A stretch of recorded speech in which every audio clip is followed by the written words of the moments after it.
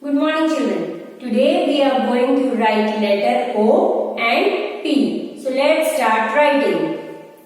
Which letter is this? O. And what is the sound? O. O of orange. O of orange. Start from the first blue line. Make a circle and touch the first blue line. Makes letter O. Write again. Start from the first blue line. Make a circle and touch the first blue line. Makes letter O. Write again. Start from the first blue line. Make a circle and touch the first blue line. O of orange. The next letter is P. Which letter is this? P. And what is the sound? P. P for pen. P for pen.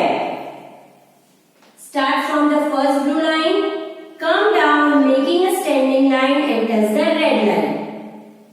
On the same line, go up till the first blue line and make a curve towards right. Touch the standing line on second blue line. Makes letter P.